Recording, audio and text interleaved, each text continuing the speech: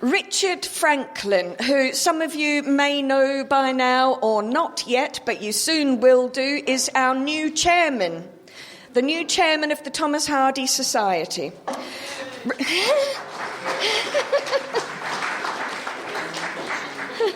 And an all-round good egg as well. Richard spent 29 years as a Church of England parish priest. He has also worked as a university chaplain and a director of studies in a theological college. A canon of Salisbury, he is a former member of the General Synod. Richard has a wide variety of academic interests, including theology, ethics, politics, and literature. He is the author of Towards the Abolition of the Nation State and was the founding editor of the journal Studies in Christian Ethics. And as you know, we have his latest book over there. Plug again, plug, plug. A lifelong Hardy enthusiast, during the past 5 years he has been an honorary curator of the Hardy Archive itself in the museum. His book, Thomas Hardy and Religion, is the one I've been going on and on about. It says here is released this summer, but obviously that was written in April. Sorry about that. So without further ado, please let me announce Richard Franklin. Thank you very much indeed, Tracy. It's very nice to be speaking this afternoon after all the other excellent contributions. I'll have some light if you like, otherwise I won't be able to read what I'm writing, what I've written. Could I, before I begin, could I just say something about the lead lecturer of last year's study day, Faisal Miqdadi. Faisal, as many of you know, died during the summer, and he is much lamented. A lovely man in so many different ways. He was, for a number of years, academic director of the Hardy Society, and we miss him so much.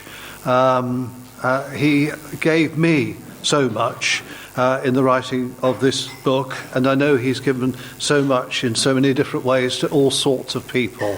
So we think of Faisal. So I'm going to speak to you about Evangelicalism in Tess of the D'Urbervilles, and this is the book that Tracy's been going on about. There are still, I think, one or two hardbacks for sale, but you can order softbacks from Dee, sitting down there counting all her proceeds at the moment. A kindly reviewer of this book states that in it I have opened up an entirely new perspective on Tess of the D'Urbervilles and Jude the Obscure by drawing attention to the religious background in which these two major novels are placed. And in this paper I hope to show that a full understanding of Tess can only be gained by appreciating the religious background of the book. And that background is evangelical Christianity, a form of religion that Hardy himself embraced in the 1850s and 1860s before he lost his faith. Despite that loss of faith, Hardy remained interested, one could almost say obsessed, by religious themes and ideas for much of his life, and they penetrate to the heart of his writing. In Tess, his youthful evangelicalism is brought into the foreground. The first clue to its importance is the extent of biblical allusion in the novel. Although there's extensive biblical allusion throughout Hardy's writings, here there are so many, it is staggering. It's been estimated that there are 428 general allusions and 110 specific allusions to the Bible in this great novel. Many of the allusions are connected with this underlying theme of evangelicalism. Now, in order to explain all this today, I'm going to look at a few of the characters who are associated with evangelicalism and some of the themes within the narrative that are also connected. If we go right to the very beginning of the novel, we meet immediately a character who is himself an evangelical. This is Parson Tringham, based upon, as we heard earlier, the real-life Charles Bingham, a leading Dorset evangelical. And Hardy puts into his mouth the only lesson that Tringham believes that can be learned from the decline of the d'Urberville family. How are the mighty fallen? How are the mighty fallen? Which is, of course, itself a quotation from 2 Samuel 1:27. The quotation in the context of Hardy's use of it is characteristic of the evangelical emphasis on transience. And transience is, of course, a major theme in all of Hardy's writing. So we have that first evangelical appear, and then more, or at least people with an evangelical background. And these are the Claire brothers who turn up at the dance in Marlott. These are loosely based on 3 of the Mole brothers that Hardy knew in Dorchester in his youth. They were part of an evangelical family with whom Hardy had close connections from the 1850s onwards. It's generally accepted that Angel is modelled on Horace Mole, his great friend and confidant. The Clare family make a major contribution to the narrative of Tess of the d'Urbervilles. The father of the family, the Reverend James Clare, is based, in some respects, on the Reverend Henry Mole, Vicar of Fordington from 1829 to 1880. And it's in part because he's basing him upon a man whom he really respected that Hardy wants to portray him as sympathetically as he can. And this sympathetic portrayal depicts Parson Claire as a complex man whose personal charity outstrips his dogmatic beliefs. An interesting contrast between Clare's intransigent Protestantism and his charitable nature occurs in his internal conflict over his decision to disallow Angel admission to Cambridge because of his rejection of the Christian faith.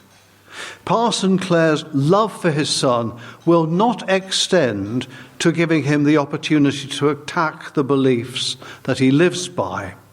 And yet he is troubled by the decision, and he lies awake at night, worrying about it and praying about it.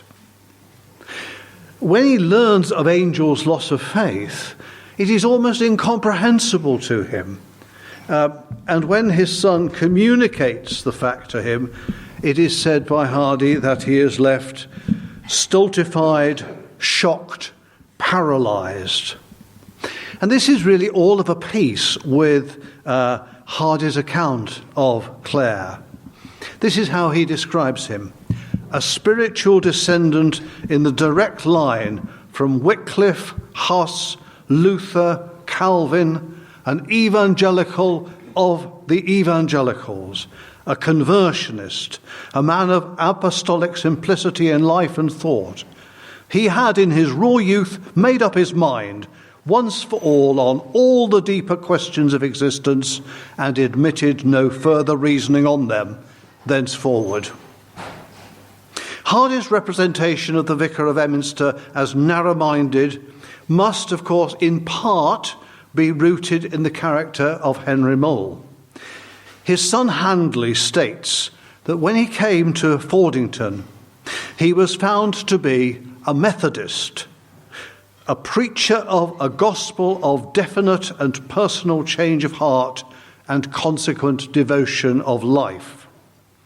As a result of this, he was neither accepted nor welcomed by the working classes of his parish, nor by the other side of society. Although Mole overcame this initial hostility by his remarkable ministry, his religious outlook never altered. There was a narrowness about him, even though there was also great personal warmth. But the narrowness Hardy presents in his type, Parson Claire, is not only due to something he encountered in Henry Moore and other evangelicals. In Tess of the d'Urbervilles, Hardy is also saying that narrowness is intrinsic to evangelicalism and indeed to Christianity in general, at least as he found it in its Victorian manifestations. Hardy increasingly believed that dogmatism and rigidity of religion was opposed to the tolerance and love that he believed were necessary to the flourishing of the human spirit. And this conviction comes to the fore in his last two great novels, which present the Christian church, as he found it, opposed to the very moral principles that he believed were taught and upheld by its founder. Hardy expressed his views in a letter to Edward Clodd like this: "The older one gets, the more deplorable seems the effect of that terrible dogmatic ecclesiasticism, Christianity so-called, but really Paulinism plus idolatry, on morals and true religion, a dogma with which the real teaching of Christ has hardly anything in common." The Paulinism, religion of St. Paul, that Hardy speaks of is attributed to James Clare in Tess. When Angel is extolling Tess's virtues, the novel states that his father persisted in the conviction that a knowledge of a farmer's wife's duties came second to a Pauline view of humanity. In his description of Clare's religious outlook, he also avers that the New Testament was less a Christiad than a Pauliad to his intelligence. The view that Christianity was deeply distorted by St. Paul actually gained considerable traction in the 19th and early 20th centuries. It was a view held by a number of theologians and by such diverse figures as Tolstoy, Nietzsche, and Bertrand Russell. Hardy believed that Jesus preached a moral message of love and forgiveness, but that this was substituted by Paul with a message emphasizing above all the central doctrine of justification by faith. For Hardy, what was essential to true religion was not doctrine, but reverence and love for an ethical ideal. The evangelical emphasis on justification pointed in the opposite direction. Now, one of the most critical problems about the doctrine of justification, and one that is directly addressed in Tess of the d'Urbervilles, is Antinomianism. Antinomianism means that obedience to the moral law is unnecessary for salvation. And this is rooted in a strict interpretation of the doctrine of justification, which maintains that all that is ultimately essential to salvation is a real and living faith in God. An excessive emphasis on justification can and has led in practice to a disregard for the moral law and a tendency to overlook the seriousness of past and even current misdemeanors. Evangelical preaching often reinforces this by highlighting examples of those who have repented of their past, sometimes heinous sins, to become Christians. Hardy implies that James Clare was an antinomian, and so too was his most significant convert, Alec d'Urberville. Returning from her abortive trip to Clare's parish, Tess comes across Alec preaching in a barn. His preaching was of the extremist antinomian type, says Hardy, on justification by faith, as expounded in the theology of St. Paul. Tess's reaction to the fact that it was her seducer who was now mouthing these pious utterances was shock and amazement. She was horrified by the juxtaposition in their positions. As soon as she could reflect, says Hardy, it appalled her, this change in their relative platforms. He who had wrought her undoing was now on the side of the Spirit, while she remained unregenerate. One of the great ironies of the novel is that it appears that society and the church is willing to forgive Alec, who has knowingly wronged Tess, while it is unwilling to forgive Tess, who, as Angel puts it, is more sinned against than sinning. A critique of the Antinomianism inherent in evangelicalism, with its intense emphasis on justification, is at the heart of Tess's reaction. She rejects Alec's newfound faith. You and those like you take your fill of pleasure on earth by making the life of such as me bitter and black with sorrow. And then it is a fine thing, when you have had enough of that, to think of securing your pleasure in heaven by becoming converted. Out upon such, I don't believe in you, I hate it. Alec then questions why she does not accept the reality of his conversion and his scheme of religion, to which he responds, because a better man does not believe in such. He scoffs at that as a woman's reason. But of course, Hardy is here just continuing his attack on antinomianism. Notwithstanding his treatment of her, both she and Hardy regard Angel as the better man. And in Hardy's view, moral superiority is what gives person worth rather than faith. A similar argument is seen in Far From the Madding Crowd, where Oak, the man of good works, is valued over Poorgrass, the man of faith. Justification by faith is for some deeply appealing, while it is for others deeply offensive. It appeals because it teaches that although one may be the most atrocious sinner, through faith one may be deemed righteous in the sight of God. Those who embrace this belief consider that they are accepted by God and receive salvation in spite of their actual sinfulness. Faith alone, not works, obtain salvation. But this doctrine, appealing it is to many, is considered offensive to others because it involves the fiction that the unrighteous are righteous. Thus the less worthy, indeed the immoral, are counted worthy, even though in reality they are not.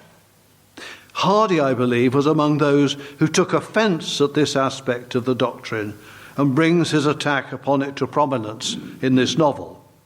He may have done so in part because he became disillusioned with the doctrine after his own evangelical phase. Hardy may also have felt that sudden conversions are relatively short-lived. This is another theme in Tess's attack on Alec and forms an important part of the way in which the novel develops. She asserts, I cannot believe in such things. I cannot believe that your conversion to a new spirit. Such flashes as you feel, Alec, I fear, don't last. A major criticism of revivalist evangelicalism is that it relies on sudden conversion and that these abrupt alterations do not persist over time. This is, of course, what happens with Alec. After he meets Tess again, his conversion soon fades. You may recall that a comparable fading occurs in Jude the Obscure. Arabella underwent an evangelical conversion, but she is soon distracted by the thought of winning Jude back from Sue. Hardy believes that a rapid religious conversion is unlikely to persist, and that a person's underlying personality will in due course inevitably reassert itself. This theory is diametrically opposed to evangelical theology, which teaches that people can really change by coming to faith. Hardy's critique of Alec's transformation is also rooted in his judgment that this form of religion is fundamentally irrational. Hardy impresses upon us the importance of the arguments that Tess employed against his enthusiastic evangelicalism. On the third occasion on which they meet, after their reunion, they engage in a serious conversation about religious belief. She expresses her disbelief in the efficacy of petitionary prayer and in the supernatural, and yet her firm belief in morality. Hardy states, rational, free-thinking contentions, even when repeated at second hand, are so powerful that religious emotionalism is unable to prevail against them, so that Tess's arguments, although acquired from Angel and imperfectly understood by her, are sufficient to confound Alec's faith.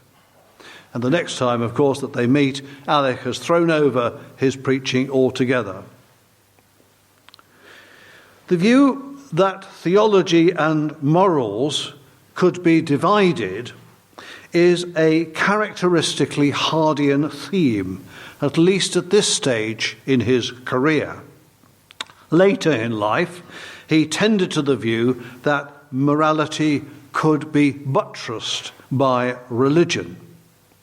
The ideas he expresses in Tess were bolstered by his growing interest in Positivism in the 1870s and 1880s. In his literary notes, he quoted extensively from a number of positivist writers, including someone called Frederick Harrison. In late 1888, he notes these words of Harrison: "Religion does not mean a metaphysical doctrine about the origins of the universe and man's condition after death. It means the combination of beliefs and emotions which train him to live the best life in the completest way." What is interesting about these words is the use of the word religion. Positivism, though propounding an atheist or agnostic outlook, did not eschew the word. On the contrary, Comte, the founder of Positivism, and his disciples embraced it and described their ideology as the religion of humanity.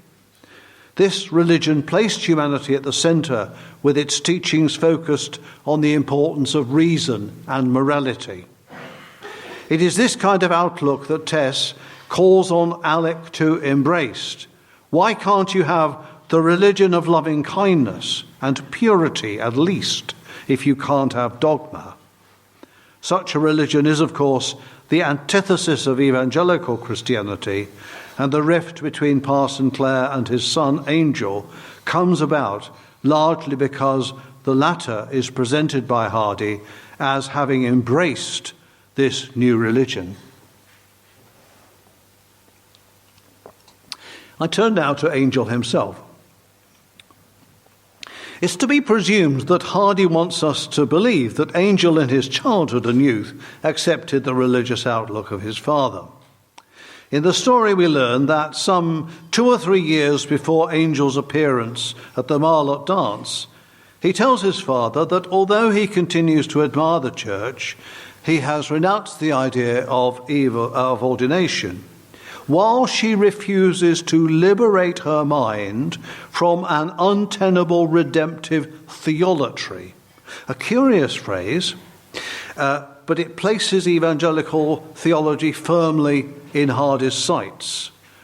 Those words, redemptive theolatry, means the worship of a God promising redemption. By rejecting that, Angel is rebutting the idea of original sin and the need for redemption. Hardy intends us to understand that Angel was rejecting the theology of redemption in general and the evangelical understanding of it in particular. In this conversation with his father, he goes on to deny the literal truth of the resurrection and finally says that a university education may be used for the honour and glory of man, not necessarily of God, in other words. Hardy is eager to assert that in spite of his rejection of Christian dogma, Angel has retained his high thinking and moral ideals. His approbation of moral ideals is given at some length in a particularly momentous point in the novel, just before his and Tess's respective confessions. As a prelude to the description of his own fall, he states that he is a believer in good morals and that he admired spotlessness and hated impurity. And then he goes on to quote St. Paul, well, possibly Paul, probably not, actually that letter's probably not by Paul, but still. Be thou an example in word, in conversion, in charity, in spirit, in faith, in purity. It's almost as if Hardy is preparing us for the fact that Angel will turn out to be a judgmental prig. After Tess's confession, almost the first words that she uses in response to Angel's dumbstruck response are a version of a part of the simple message of Jesus summed up in the Lord's Prayer: forgive me as you are forgiven. These stand in stark contrast to the Pauline morality Angel has quoted a little earlier, which has been described as an outline of the kind of moral life which a respectable evangelical minister of the Victorian period would aspire to. Notwithstanding all his protestations to have broken free from the conventions in which he was raised, Angel remains trapped in his past. Of course, the word which is most ironic and most pertinent to Angel's response is purity. He has confessed his intentional impurity. She forgives his, but he will not forgive her unintentional impurity. This is, of course, because he has created an image of her as a pure woman, a fresh and virginal daughter of nature. In consequence, he fails to see and appreciate the living, loving Tess standing before him. He prefers the image of her whom he has created in his imagination, and even asserts that the woman whom I have been loving is not you. The supposed absence of purity in Tess is his stumbling block. As Oliver Lovesby powerfully and candidly puts it, he bypasses the resurrection, but he cannot negotiate around Tess's unintact state. A godless world he can accommodate. Tess's absent hymen shakes him to his foundations. In this respect, Angel had embraced the typical Victorian evangelical belief that virtue and virginity were synonymous. The woman who has lost her virginity outside marriage, irrespective of the circumstances in which it was lost, is ruined. She is no longer pure. The concept of purity was central to Victorian evangelical sexual ethics, and sexual immorality was singled out as especially pernicious. Although in principle this applied to both sexes, in practice it was applied disproportionately to women. Evangelicals in particular accepted the notion that without constraints, women will seduce men into sin, as Eve seduced Adam into taking the forbidden fruit. Women, therefore, even more than men, had to be kept pure. Women who had fallen were to be eschewed as dangerous both to men and as a potential influence to other women. Angel's reaction to Tess's account of her fall accords with the classic evangelical and broader conventional attitudes of the period. What we see in his response is a regression to the mores in which he had been raised. The conventional evangelical morality of his upbringing was so deeply embedded that he could not break free of it. It is, of course, the monstrous disproportionality of this treatment of women as compared to men that Hardy was railing against in his novel, and particularly in this episode.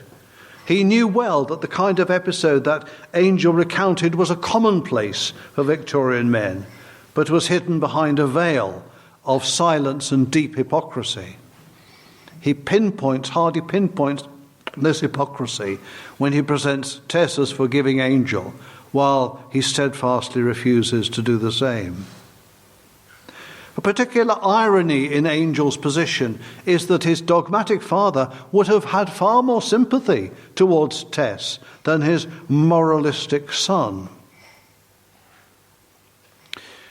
As well as the hypocrisy that Angel wants to highlight, there is something else of importance going on in Angel's rejection of Tess, and it's something surprising perhaps, because in many ways Angel Clare's ideological position were aligned to those of his literary creator. Why then does he present him as reverting to conventional morality when faced with Tess's misdemeanor? Perhaps it is because Hardy was uncertain about the possibility of retaining Christian ethics while jettisoning Christian doctrine. Angel Clare's insistence on clinging to his understanding of the evangelical idea of purity suggests that he, like Alec later in the novel, is still confusing theology and morals. Broadly speaking, I think it is the case that Hardy rejected Christian doctrine but continued to believe in Christian morality. But there were some elements of that morality that he wanted to reject along with the doctrine. The evangelical ethic of purity certainly belonged in that category. Angel Clare's dogged adherence to that ethic, enacted in his rejection of Tess, may indicate that Hardy believed that evangelicalism was such a powerful and insidious ideology. In a letter to Edmund Goss, written while Hardy was reading Father and Son, he writes this: "I am not at all sure that the reign of narrowness in dogma is over, as you seem to assume. If it does not exist in an evangelical direction, it goes on in others. In that of conventional morality, for instance, where artificial, clumsy, and ineffectual laws are regarded as sacred." Hardy did not, of course, completely reject the concept of purity. Indeed, he subtitled Tess "A Pure Woman, Faithfully Presented." But his understanding of purity, as he stated in an 1892 interview, changed. He believed that it was innate rather than external or biological. When Angel finally comes to his senses and undergoes a kind of prodigal son-like metanoia, at least in part because of the influence of an unnamed stranger whom he's met in Brazil, he reflected on his response to Tess's revelation and questions his views. Having long discredited the old systems of mysticism, he now began to discredit the old appraisements of morality. He thought they wanted readjusting. Who was the moral man? Still more pertinently, who was the moral woman? The beauty or ugliness of a character lay not in its achievements, but in its aims and impulses. Its true history lay not among the things done, but among the things willed. Angel starts to understand that the things that we do or have done do not necessarily reveal our characters. He comes to understand that Tess's interiority is as real and as important as her outward history. He returns from Brazil, his moral, along with his theological compass, now reversed. The narrative is intended to teach us that unless we reform our ethical ideals along with our religious, there will be no useful practical implications in a turning away from traditional Christianity in its evangelical or any other forms. So we now turn to Tess. She wasn't an evangelical, but evangelicalism impacted upon her throughout the narrative. What is more, the work is replete with biblical and other religious allusions associated with her. Though not particularly religious, she is certainly highly reflective. Her first reflection shows her to be of a rather cynical turn when she says that we live on a blighted world. Having ruined her father's business, family's business, when the horse is killed, she goes in obedience to her parents to look up these supposed d'Urberville relatives. And the eventual outcome, of course, is that Alec d'Urberville seduces or rapes her. In the scene on the chase where this occurs, Hardy's commentary comes to the fore, and his words are an incisive and satirical observation on her plight. But some might say, where was Tess's guardian angel? Where was the providence of her simple faith? Perhaps like that other god of whom the ironical Tishbite, that's Elijah by the way, spoke, he was talking, or he was pursuing, or he was on a journey, or he was sleeping and not to be awakened. One may indeed admit the possibility of a retribution lurking in the present catastrophe.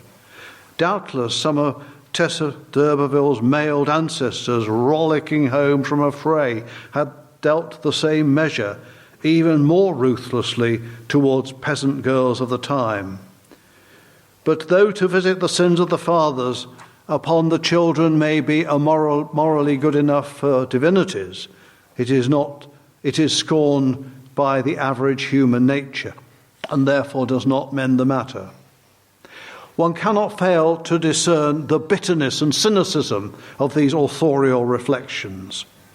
It has been argued that this bitterness and cynicism towards religion is due to the fact that Hardy could not forgive his evangelical past for arousing beliefs that loss of faith left not just unfulfilled, but destroyed beyond any hope of reconstruction. I think there's a lot of truth in that judgment.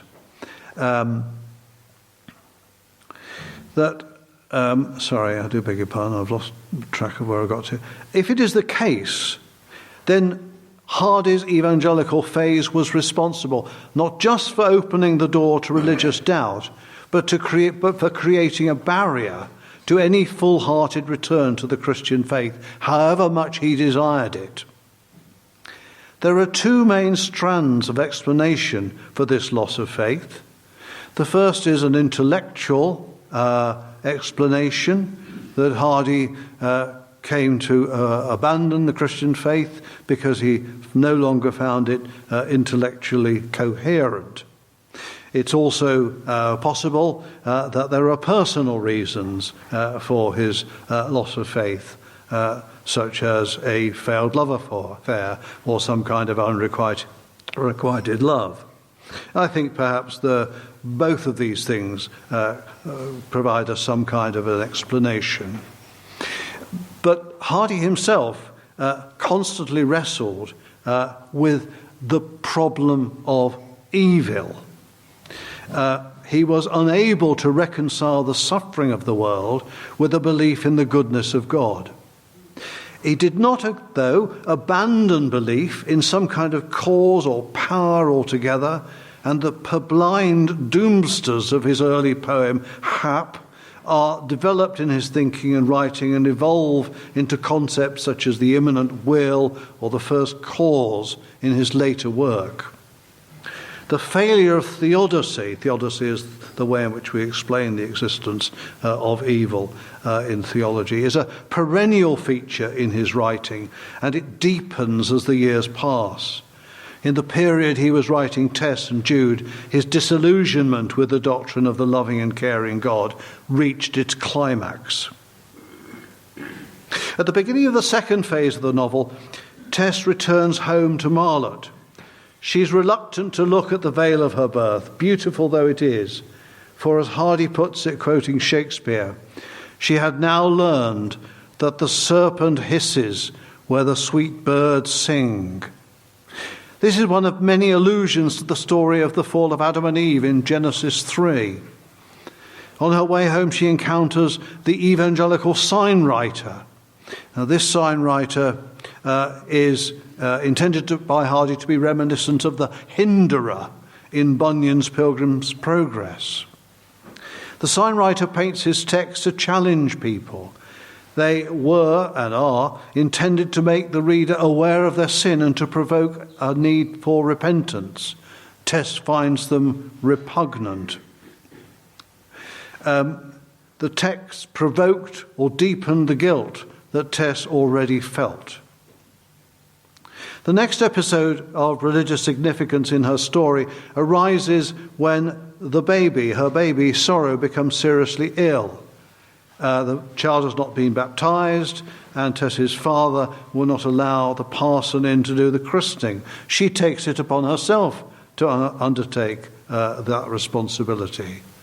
And as she does so, it is said, Hardy says, the children gazed up on her with more and more reverence. She did not look like Sissy to them now, but as a divine personage. This passage portrays the human person of Tess as a kind of divine-like figure, turning us from the supernatural beings in whom Hardy had lost faith to a human being who grows in stature as she simply tries to do her best for her child. When she's journeying from Marlott to the Froom Vale to work, she chants one of the church's canticles from Matins, the Benedicite. Hardy says that she remembered it from before the time she had eaten of the tree of knowledge. The canticle expresses praise to God for the wonders of creation. Yet suddenly she stops and she says, perhaps I don't quite know the Lord as yet. Given the allusion to the fall of Eve before she had eaten of the tree of knowledge, Hardy may be implying that Tess, a fallen woman like Eve, feels that she may be helped if she did get to know the Lord. But as the story unfolds, that aspiration proves to be illusory, and she feels, what a nothing I am. The whole sort of Garden of Eden imagery continues, and yet it is not a perfect garden. It is a decaying Eden, damp and rank, emitting offensive smells. At one point in the course of their romance, Angel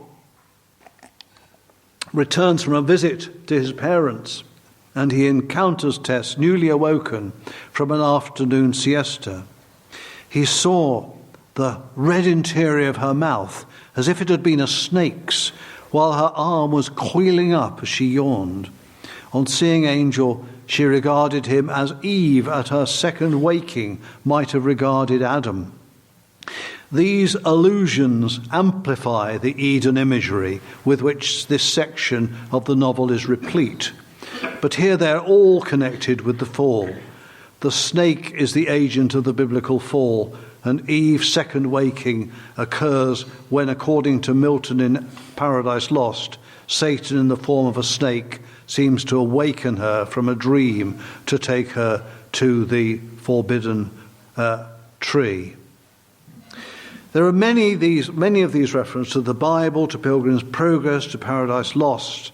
And in the construction of the novel, Hardy almost instinctively goes back to his theological roots, again and again using theological allusions, metaphors and similes to provide paradigms for the unfolding drama. And Hardy is not just unconsciously relying on theological ideas. He's consciously subverting the theology which meant so much to him when he was young. Because at the heart of that theology is the idea that human beings are cursed, fallen sinners in need of redemption. And this he can no longer countenance. Simple love, simple humanity and understanding is what is needed as a way of responding to Tess's hobble of being alive, and that is what is lacking from any quarter. In some of the language that is used during the romance at Talbothays, we find the articulation of the religion of humanity, reminiscent of the positivist creed that Tess propounds to Alec. And that positivism is found in the way in which he seems to give her lots of divine names. She gives him names like saint and seer and so forth. Anyway, moving on, after they have split, we have this episode that's been referred to earlier when she's hiding in a wood. And again, she thinks of the biblical words, all is vanity. But she says her own situation is worse than vanity. Injustice, punishment, exaction, death. The wife of Angel Claire put her hands to her brow and felt its curve and the edges of her eye sockets perceptible under the soft skin, and thought as she did so that a time would come when that bone would be bare. I wish it were now, she says. For Tess, death seems to function as a way to escape from her desire. The catastrophe of death may be no worse than the catastrophe that has befallen her. As we press on, and I'll bring things to a close, the episode in Flintcomb Ash is saturated with the imagery of hell as a dominant theme there. There's also, there are a good few references to Satan as a tempter in the form of Alec. Towards the end of the novel, we have, of course, the time when she is with Angel. And in the final part of the novel at Stonehenge, we have the two references which are significant. The first is that the hope that she hoped that Angel might marry Liza Lou, and yet that is cut off by the law of the time, and also her inquiry as to whether they might meet again after death, and the response of Angel, like a greater than himself, in other words, Christ, to the critical question at the critical time. He did not answer, and by the kiss and the silence, she takes him to mean that the answer is no. At a key point then in the novel, Hardy is attacking the narrowness of the law as blocking a faint ray of hope. Then, of course, she is executed, and it is the final coup de grace of Hardy's great elusive accomplishments that even in the last line of the novel, as soon as they had strength, they arose, joined hands again, and went on.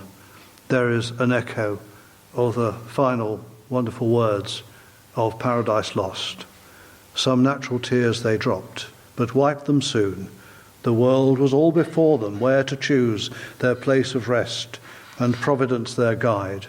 They, hand in hand, with wandering steps and slow, through Eden took their solitary way. In Milton's vision, Providence will be Adam and Eve's guide. But for Hardy, the world is bereft of any source of relief from a supernatural source, and human beings, on their own, have to struggle against negative and destructive forces to bring one another comfort and relief. Thanks.